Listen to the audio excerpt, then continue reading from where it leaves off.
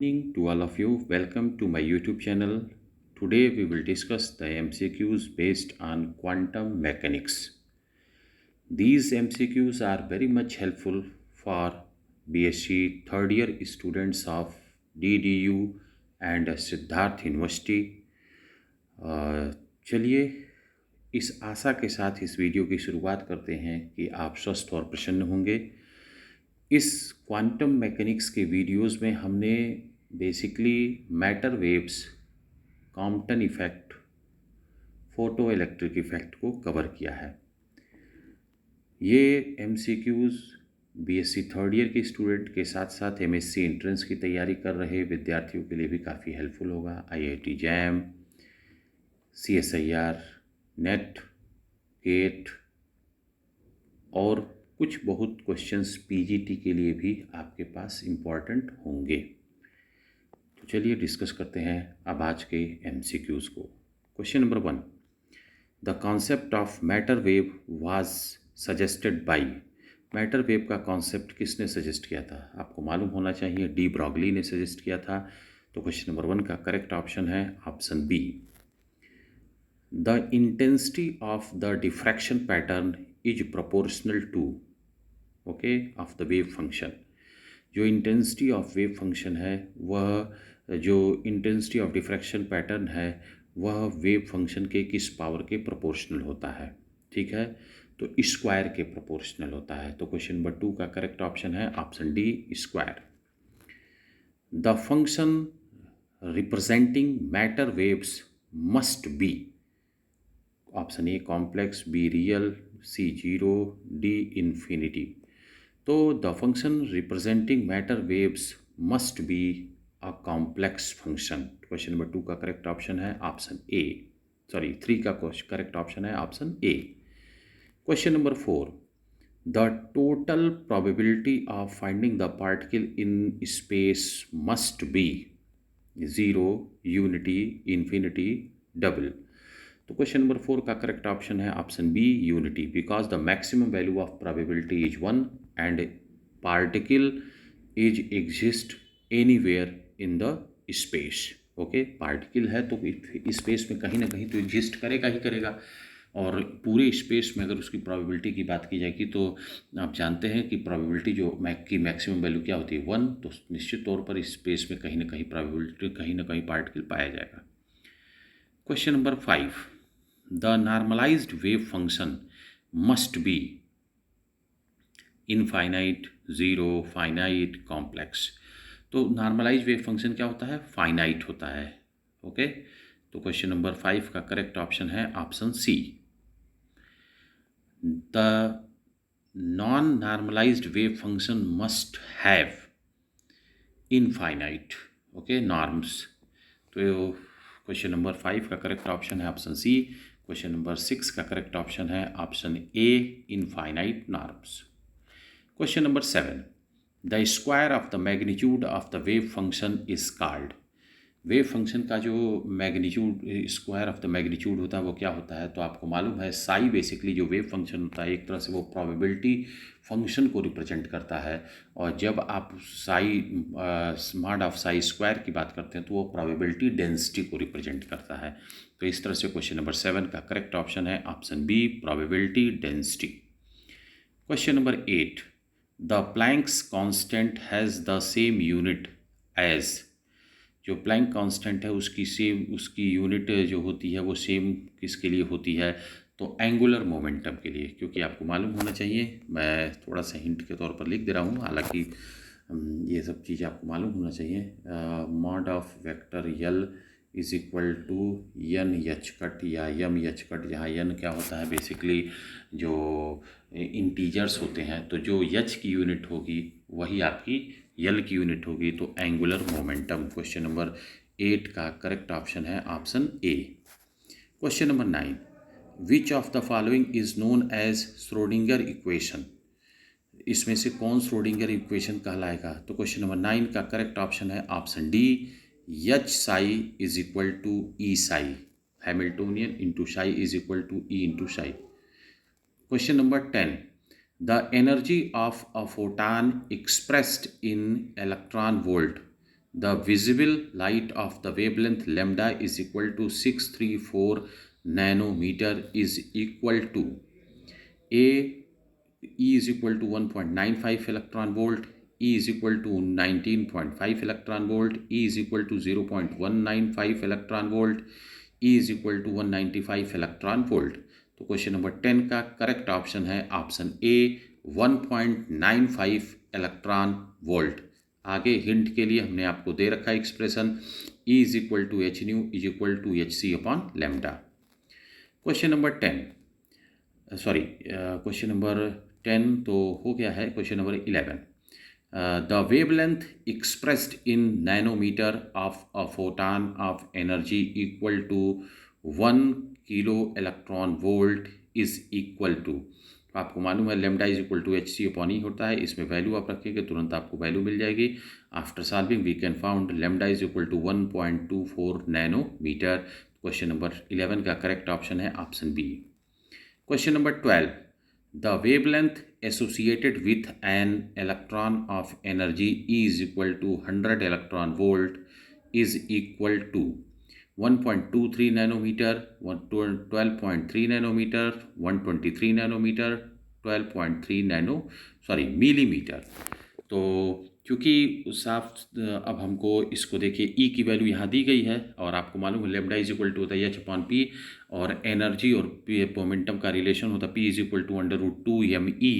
तो यहाँ से पी की वैल्यू ले जा करके रख देंगे तो हमारा वैल्यू आ जाएगा और जो करेक्ट ऑप्शन है option B 12.3 nanometre. Question number 13 photo electric effect was explained by. Photo electric effect को किसने एक्सप्लेन किया था? आइंस्टीन ने एक्सप्लेन किया था। क्वेश्चन नंबर 13 का करेक्ट ऑप्शन है option A. Question number 14 photo electrons stopping potential depends on.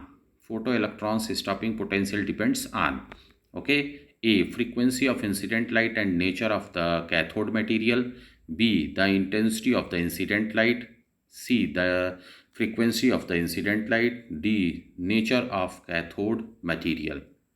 तो क्वेश्चन नंबर 14 का करेक्ट ऑप्शन है ऑप्शन ए क्योंकि पोटेंशियल जो स्टॉपिंग पोटेंशियल होता है वो नेचर ऑफ कैथोड मटेरियल के साथ साथ फ्रीक्वेंसी ऑफ इंसिडेंट रेडिएशन पर भी निर्भर करता है क्योंकि फ्रीक्वेंसी ऑफ इंसिडेंट रेडिएशन का जो संबंध होता है वो वर्क फंक्शन से होता है और वर्क फंक्शन बेसिकली जो होता है हर एक मटेरियल का अलग अलग होता है ओके। तो क्वेश्चन नंबर 14 का करेक्ट ऑप्शन है option A. Question number 15 the minimum energy required to remove an electron is called. कम से कम एनर्जी किसी मटेरियल को दी जाए जिससे कि इलेक्ट्रॉन उसकी सरफेस को छोड़ करके जा सके उसे आप क्या कहते हैं? तो आपको अच्छे से मालूम होगा अभी अभी मैंने बात की है work function h nu naught जिसको आप कहते हैं phi is equal to h nu naught that is the minimum energy required to escape the electron from the surface. या आप कह सकते हैं कि फोटो इलेक्ट्रॉन बाहर निकलने के लिए इतनी एनर्जी को कम से कम चाहता है। तो question number 16 how does the intensity affect the photo electric current?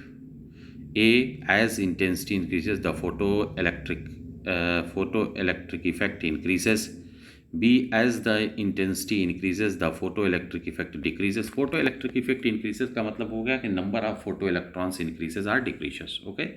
तो decreases जब करा तो photoelectron घट रहा है, increases जब करा तो photoelectron बढ़ रहा है। C as the intensity decreases the photoelectric effect becomes twice, D no effect। तो आपको मालूम होना चाहिए कि जब इंटेंसिटी को आप इंक्रीज करते हैं तो नंबर ऑफ फोटो इलेक्ट्रॉन्स क्या होते हैं? बढ़ जाते हैं। तो क्वेश्चन नंबर 16 का करेक्ट ऑप्शन है ऑप्शन ए। एक्सप्लेनेशन भी मैंने इसकी दे रखी है हालांकि ये बहुत बेसिक बातें हैं आपको याद भी होने चाहिए। Question number 17 the photo electric emission could be explained by the A wave nature of light, B particle nature of light, D C dual nature of light, D quantum nature. तो आपको अच्छे से मालूम है फोटो इलेक्ट्रिक इफेक्ट में आप light को फोटानों के ग्रुप के रूप में मान के चलते हैं दैट इज पार्टिकल नेचर। तो क्वेश्चन नंबर 17 का करेक्ट ऑप्शन है option B. Question number 18 light of wavelength 3500 angstrom is incident on two metals A and B, which metal will yield more photoelectrons if their work function are 5 electron volt and 2 electron volt respectively। तो जो पहला metal ए है उसके लिए work function दिया गया 5 electron volt, जो दूसरा मेटल बी है उसके लिए वर्क फंक्शन दिया गया 2 इलेक्ट्रॉन वोल्ट। अभी अभी मैंने वर्क फंक्शन के बारे में बताया कि वर्क फंक्शन का मतलब है minimum energy required to remove the electron from the surface. Okay, तो अब जाइए, जिसके लिए वर्क फंक्शन जितना ही अधिक होगा उसके लिए उस सरफेस से इलेक्ट्रॉन को निकालना उतना ही कठिन होगा, ये दिमाग में रखना है। लेकिन अब चूंकि जो वेवलेंथ दिया गया इसके करस्पॉन्डिंग कितनी एनर्जी पहले प्रोड्यूस होगी ये कैलकुलेट कर लिया जाए तो 3,500 एंगस्ट्रॉम को जब मीटर में कन्वर्ट करेंगे तो 3.5 इंटू 10⁻⁷ मीटर हो गया। और इसको एनर्जी एच न्यू को in energy of incident photon h nu, n nu की जगह पर सी अपॉन लेमडा रख देंगे, लेमडा की वैल्यू रख दी गई तो कैलकुलेशन करने पर वैल्यू आ गई 3.536 इलेक्ट्रॉन वोल्ट। तो साफ तौर पर दिख रहा है कि जो मेटल ए है उसका वर्क फंक्शन 5 इलेक्ट्रॉन वोल्ट है, और अगर आप उसके सरफेस पर 3.536 इलेक्ट्रॉन वोल्ट के फोटान को इंसिडेंट कराएंगे तो कोई भी इलेक्ट्रॉन सरफेस को छोड़ करके बाहर नहीं निकल पाएगा, क्योंकि उसको वह मिनिमम एनर्जी नहीं मिल पा रही है जो कि उसे सरफेस को छोड़ने के लिए आवश्यक होगी। तो ये मेटल ए से तो इलेक्ट्रॉन निकल नहीं पाएगा अगर हम लाइट ऑफ वेवलेंथ 3500 एंगस्ट्रॉम को इंसिडेंट करा रहे हैं। हाँ, 2 इलेक्ट्रॉन वोल्ट से अधिक है, इसका मतलब मेटल बी से इलेक्ट्रॉन जो होंगे वो बाहर निकल जाएंगे। तो यहाँ करेक्ट ऑप्शन है ऑप्शन बी कि मेटल बी से जो इलेक्ट्रॉन होंगे वो बाहर निकलेंगे। Question number 19, if the wavelength of electromagnetic radiation is doubled what will happens to the energy of photons. अगर किसी इलेक्ट्रोमैग्नेटिक रेडिएशन के वेवलेंथ को दोगुना कर दें तो एनर्जी ऑफ फोटान्स पर क्या प्रभाव पड़ेगा, यहाँ से आप खुद देख सकते हैं।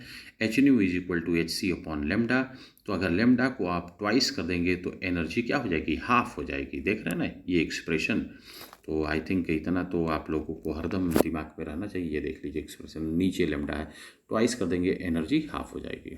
तो क्वेश्चन नंबर 19 का करेक्ट ऑप्शन है ऑप्शन बी। ओके, एक 1 मिनट एनर्जी इज क्या कहा है, एक मिनट फिर से क्वेश्चन रिपीट करते रहें।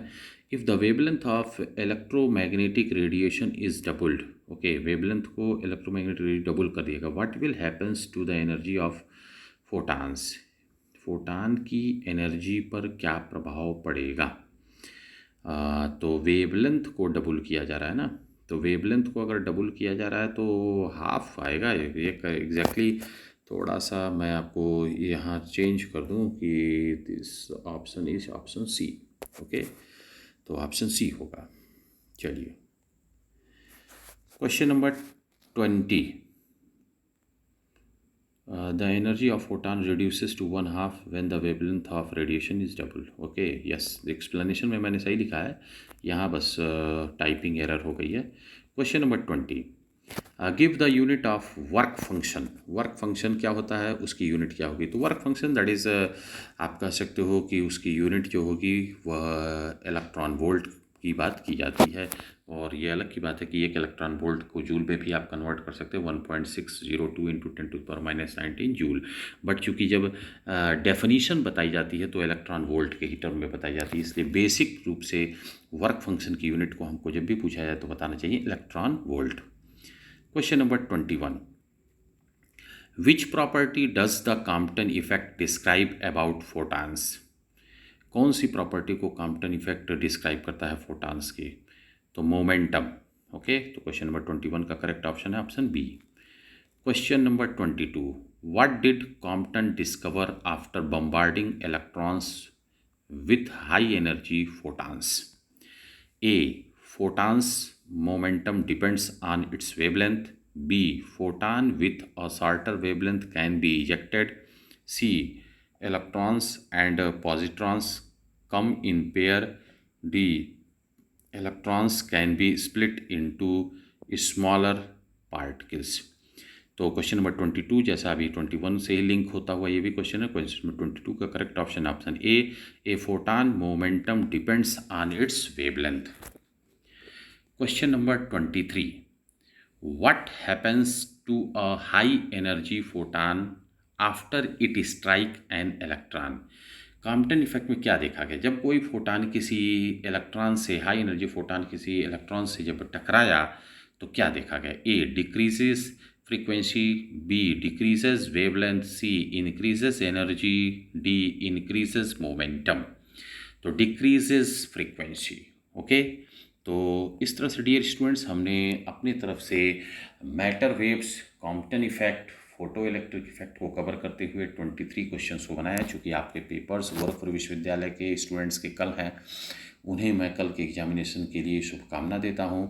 और समय के अभाव के कारण से आप लोगों के मैसेज और कॉल बहुत आए, लेकिन मैं बहुत अधिक एमसीक्यू क्वांटम में और फर्स्ट पेपर में नहीं दे पाया हूं। इसके लिए मैं आपको सॉरी कहता हूं, लेकिन जो मेरी मैक्सिमम क्षमता है वो मैंने आपकी मदद की है। धन्यवाद।